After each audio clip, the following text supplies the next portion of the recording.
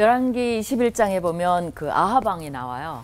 북이스라엘의 못된 왕. 그렇죠? 이 아합 왕이 왕인데 가진 것이 많은데 나봇이라는 사람이 가진 포도원이 탐나는 거예요. 근데 그걸 못 가지니까 병이 났어요.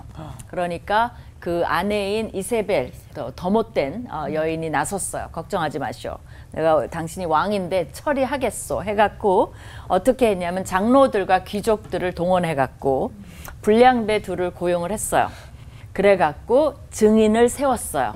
그래서 나봇이 하나님과 왕을 저주했다고 거짓 증언하게 만들었어요. 그래서 나봇은 결국은 돌로 쳐 죽임을 당했고 왕은 포도원을 차지했어요. 사실 이것이 구약에서의 거짓 증언의 힘입니다. 사람을 살리기도 하고 죽이기도 하고.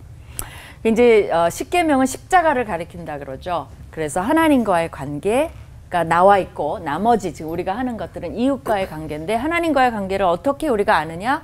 사실은 이 이웃과의 관계를 통해서 하나님과의 관계를 알 수가 있는 거예요. 이제 그 중에 하나가 거짓 증거인 거죠. 거짓 증거에 대한 건 사회 법질서의 근간을 이룹니다. 특별히 사형일 경우 2사람이나 3사람의 증거로 죽이고 1사람 증거로는 못 죽여요. 그래서 나봇의 경우도 2사람을 세운 거예요. 그러니까 1사람으로선 사형을 못 해요. 왜 그래요? 그때는 DNA가 없고 CCTV가 없고 어떤 과학적 분석이 불가능하기 때문에 이 증인들이 그 과학적 증거의 역할을 대신하는 거예요. 거짓 증거 해버리면 재판이 잘못되는 거죠. 그 대신 이 증언한 사람이 돌로 쳐 죽일 경우 이 사람이 증언한 사람이 첫 돌을 치도록 돼 있어요. 그럼 내가 거짓 증거했다면 어떻게 되죠?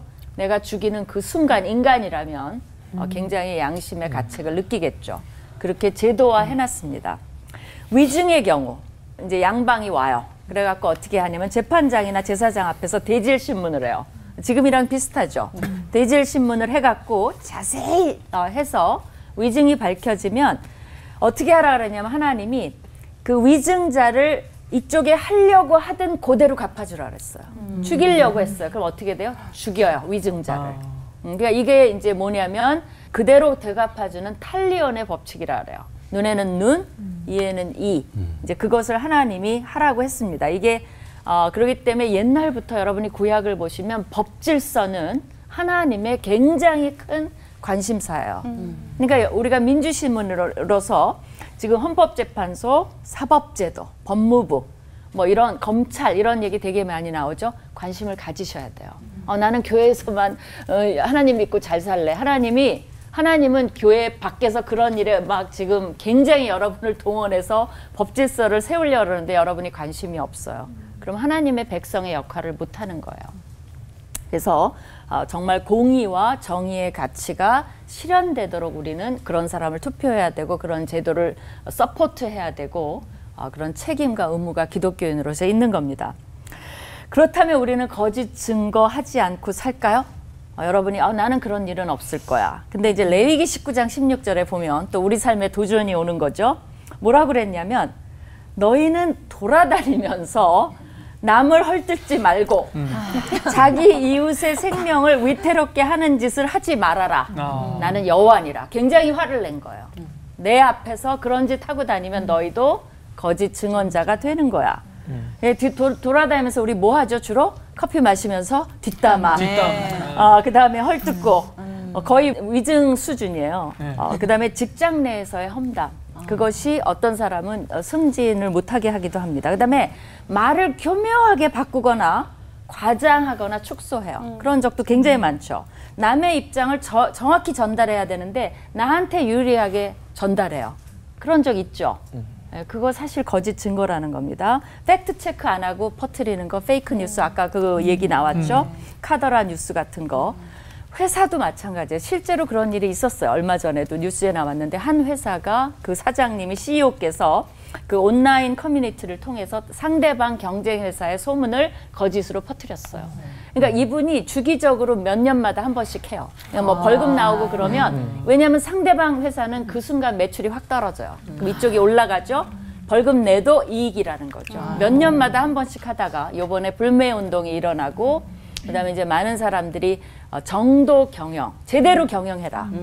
그런 이제 일침을 낳는 그런 사건이 지금도 일어나고 있어요. 큰 회사의 사장님께서. 그다음에 이제 레위기 5장에 만일 누구든지 저주하는 소리를 듣고도 증인이 되어 그가 본 것이나 알고 있는 것을 알리지 않으면 그가 자기의 죄를 져야 될 것이요 허물이 그에게로 돌아간다 그랬어요. 그러니까 뭐냐면 보고 들은 것을 제대로 말하지 않으면 그게 내 책임이라는 거예요. 그 다음에 이제 출애굽기 23장에 되게 좋은 말이 있어요. 뭐냐면 너희는 다수를 따라 악을 행하지 말고 법정에서 증언할 때 대중의 편이 돼서 허위 진술하지 말라는 거예요. 그러니까 이 여론몰이 해갖고 그 방향을 설정하는 거, 뭐 정서, 국민의 정서 해서 정의를 실천하지 않는 거 여러분이 기독교인은 그거 조심해야 돼요. 그게 옳은 게 아니에요. 어떤 게 진실이냐가 우리의 목표가 돼야지 대한민국 국민이 다 그걸 원한다 그러면 그렇게 결정하고 그건 최악입니다. 마지막으로 잠언에 따끔한 말씀이 있어요. 25장 18절에 자기 이웃에 대하여 거짓 증언하는 사람은 뭐라고 할게요? 방망이와 칼과 뾰족한 화살로 그 이웃을 해치는 것과 같다는 거예요. 사람을 삶을 파괴하는 무기가 될 수 있다는 거예요.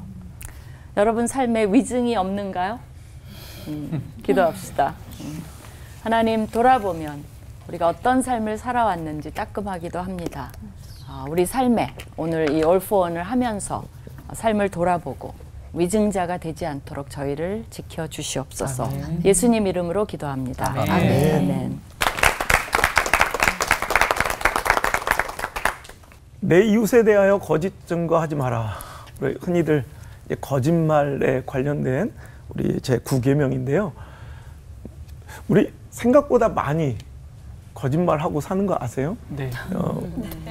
연구를 해보니까 평균적으로 자기가 무의식 중에 한 10분 정도 대화를 하면 2번 내지 많게는 12번까지 거짓말을 한대요.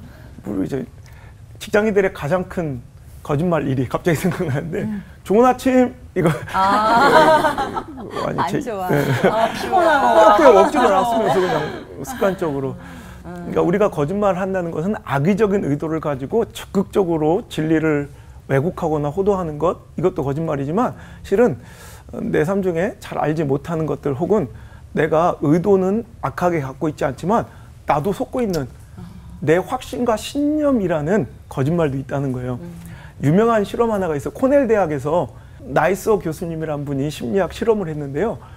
여러분 잘 아시는 1986년 1월 28일 날 챌린저호가 공중에서 70여 초 만에 폭발하는 그런 엄청난 충격적인 전 세계인들의 사건이 있었어요. 자, 그건 누가 잊을 수 없죠. 자, 그럴 때 바로 그 다음 날 106명의 자기 학교 학생들한테 이제 질문을 개별 면담을 한 거예요. 너 그때 그 뉴스를 어떻게 접했니? 어떤 상황인지 자세히 기술하게 시켰어요. 그러니까 어제 이야기니까 막 자세히 기술했죠. 이렇게 하다가 이렇게 이런 상황에서 이런 뉴스를 들었어요. 자, 그 사람들을 데리고 똑같은 대상으로 2년 반 뒤에 그 106명의 학생들을 다시 만나서 다시 개별 면접을 한 거예요. 너 2년 반 전에 챌린저호 사건 사고 기억나지? 예.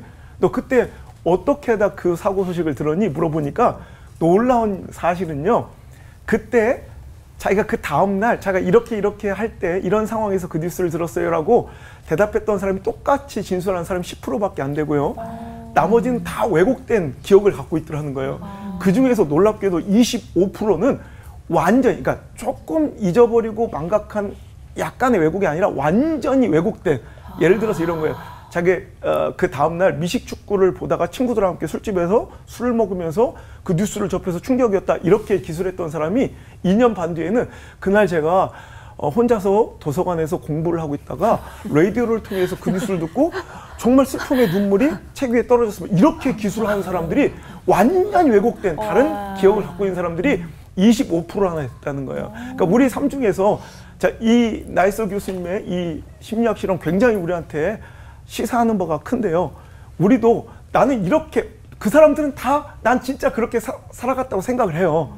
그런데 보면 이렇게 왜곡된 기억으로 난 진실이라고 생각하는데 내 확신과 신념이 실은 거짓말일 수도 있다는 거죠. 제가 집회하다 보면 저도 그래요.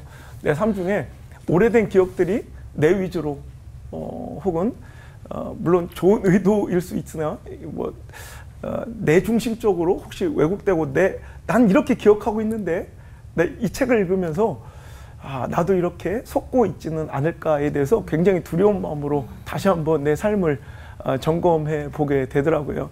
우리 잠언서에 보면 6장 16절 이하에 하나님께서 미워하시는 것 곧 그의 마음에 싫어하시는 것이 67개 있는데 그중에 교만한 눈과 거짓된 혀와 무죄한 자의 피를 흘리는 손과 악한 계교를 꾀하는 마음과 빨리 악으로 달려가는 발과 거짓을 말하는 망령된 증인과 및 형제 사이를 이간한 자니라.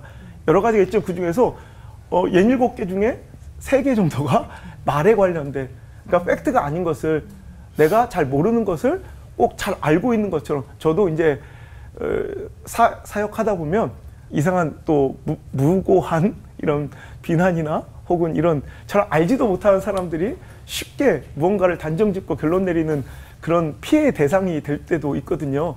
어떤 때 보면 이 확신과 신념이라는 내가 갖고 있는 것들에 대해서 너무 신뢰하거나 믿지 말고, 때로는 내가 모르는 부분이 있을 수 있다는, 그러니까 정직은 뭐냐면 내가 모를 수 있다는 걸 인정하는 겸손과, 또 하나님께서 그 모든 것을 알려주실 때까지 참을 수 있는 인내심, 때로는 침묵에서 비롯될 때가 많이 있다는 거죠. 그래서 오늘 내가 확실하게 이렇게 주장하는 것들 중에서도 혹시 내가 잘못 알고 나중에 먼 훗날 모든 것을 온전하게 알았을 때 정말 부끄러워질 것들 많거든요. 그러니까 모를 때는 모른다고 입을 닫을 수 있는 용기가 곧 정직임을 믿고 오늘 입을 닫을 수 있는 침묵의 용기가 있기를 주의로 축원합니다.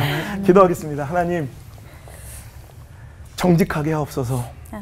때로는 모르는 것을 인정하는 겸손이 있게 하시고 하나님께서 모든 것을 온전히 알려주실 때까지 참을 수 있는 인내가 있게 하옵소서. 나의 사랑 예수님의 이름으로 기도합니다. 아멘. 어렸을 때 약장수 아저씨들이 애들은 가라, 애들은 가 하면서 약을 판매하셨죠. 근데 그 약은 대부분 어떻습니까? 만병통치약 같지만 사실은 거짓말인 경우가 참 많았습니다. 정치인들은 자신이 당선만 되면 국민을 왕처럼 모신다라고 합니다. 그러나 당선되는 순간부터 어떻게 됩니까? 자기가 왕이 됩니다. 또 저는 이단에 빠진 청년들을 100명 넘게 도와준 적이 있었습니다. 근데 이단의 공통적인 특징이 있습니다. 무엇입니까? 거짓말입니다. 정말 진짜처럼 믿게 하지만 전부 거짓말로 속이는 거죠. 왜일까요? 마귀가 거짓의 아비이기 때문입니다. 사실 거짓은 사람의 삶을 파괴하는 아주 위험한 것이죠. 구계명은 우리에게 거짓 증거하지 말라 이렇게 말합니다. 여기서 거짓 증거 원어를 보면 에드 샤케러라는 히브리어를 사용합니다. 이 에드라는 이 말은 증거, 법정에서 정언할 수 있는 정인을 의미합니다. 샤케러라는 이 말은 거짓말, 허위성을 의미하는 것입니다. 그러니까 근거 없이 하는 말이나 행위를 샤케러라고 합니다. 위정, 거짓 뉴스, 거짓말이 여기에 해당하죠. 사실 우리 삶의 많은 영역에 있어서는 이 에드 샤케러, 거짓 증거가 너무나 넘쳐나고 있는 것이죠. 제가 대학교 때 일입니다. 새벽 예배를 드리고 산에서 기도하고 싶어서 산으로 가는 길에 술 취한 선배님을 만났습니다. 제가 선배님을 흔들어 깨웠습니다. 선배님, 지금 새벽 예배가 끝나서 많은 학생들이 나오는데 빨리 기숙사 들어가서 자야지 여기서 이러시면 안 됩니다. 흔들어 깨웠습니다. 그 당시만 해도 이 술 문제는 굉장히 강하게 신학교에서는 다루었던 시절입니다. 그러니까 이 선배가 저에게 부탁을 했습니다. 이 일을 비밀로 해달라고. 제가 약속했습니다. 비밀로 해주겠다. 대신에 다시는 술 먹고 이렇게 하시지 않았으면 좋겠다. 그런데 하루 지나서 소문이 쫙 퍼진 거예요. 저는 절대 아닙니다. 저는 끝까지 정말 약속을 지켰는데 누군가가 또 본 학생이 있었던 모양입니다. 그래서 이 선배가 술 취해서 너부러져 있었다라는 소문이 쫙 퍼지고 학교 안에서 이것이 이슈가 되어버렸습니다. 그러니까 이 선배가 발뺌을 하기 시작했습니다. 나는 그런 적이 없다. 나는 술 마신 적이 없다. 거기서 끝나지 않고 교수님과 교목 목사님을 향해서 자기를 모함하는 거라고 오히려 인신 공격까지 하기 시작했습니다. 저는 모든 것을 알았지만 꼭 참았습니다. 교수님이 와서 계속 캐물어도 저는 침묵을 지켰습니다. 말을 하게 되면 거짓말이 되기 때문에 끝까지 이렇게 침묵을 지켰죠. 그런데 눈덩이가 굴러가면 점점 커지는 것처럼 이 선배님의 거짓말은 점점 커져서 마침내 교수님과 목사님을 아주 강하게 공격하는 수준까지 가니까 이건 정말 아니라는 생각이 들었습니다. 거기다가 이 선배님이 술 먹었다고 모함하는 배후 인물로 저를 지목했습니다. 저는 정말 얘기하지 않았는데 하나님이 아시거니와 맹세코 말을 하지 않았는데 그렇게 얘기하니까 정말 피가 마른다라는 표현이 이해가 되더라고요. 그 2달의 기간 동안에 몸무게가 쫙 빠져서 54kg까지 떨어졌습니다. 엄청나게 몸무게까지 빠졌죠. 너무 속상해서 하나님 앞에 엎드려서 기도하는데 어느 날 하나님께서 내가 다 안다 이런 세미한 감동 감화를 통해서 제게 말씀해 주셨습니다. 그리고 나서 그 선배님이 일주일 후에 저를 찾아왔습니다. 내가 거짓말을 하고 형제를 모함한 거 정말 미안하게 생각한다. 나는 도저히 목회자의 길을 갈 수 없다라고 생각해서 자퇴하려고 한다. 그리고 저에게 용서를 구하고 정말 자퇴를 했습니다. 참 용기 있는 선배님이고 정직한 선배님이었다라고 생각을 합니다. 그 후로 저는 모함이나 오해를 받을 때마다 또 의도치 않게 여러 어려움을 경험할 때마다 제 스스로에게 하나님이 제게 세미하게 들려주셨던 음성, 내가 다 안다. 이 생각을 끊임없이 하곤 합니다. 사랑하는 여러분, 하나님이 다 아십니다. 거짓 증거 하나님이 다 아십니다. 거짓말 하나님이 다 아십니다. 혹시 여러분 가운데 누군가의 거짓말, 거짓 증언 때문에 힘든 분이 있습니까? 어려움 당한 분이 있습니까? 저처럼 피와 살이 마르는 경험을 하고 있는 분이 있습니까? 예, 저는 이렇게 말하고 싶어요. 하나님께서 제게 들려주셨던 말, 내가 다 안다. 하나님이 다 아십니다. 그러므로 우리 하나님의 사람들은 하나님이 다 아신다라는 사실, 이것을 믿으시고 한 걸음 한 걸음 주님과 동행하시는 그러한 여러분 되셨으면 좋겠습니다. 기도하겠습니다. 하나님, 이 세상은 거짓으로 가득한 것처럼 보일 때가 많습니다. 그러나 중요한 것은 하나님이 다 아신다라는 이 사실 앞에 저희가 서 있기를 소원합니다. 하나님, 빛이신 하나님과 동행하는 저희들 되어지게 하여 주시고 모든 것을 다 아시는 하나님께서 여전히 여러 거짓 증언, 거짓말로 고통당하는 이들 가운데, 모함과 오해와 공격으로 고통당하는 이들 가운데 친히 말씀하여 주옵소서. 내가 다 안다. 내가 너를 사랑한다. 예수님의 이름으로 기도하옵나이다. 아멘.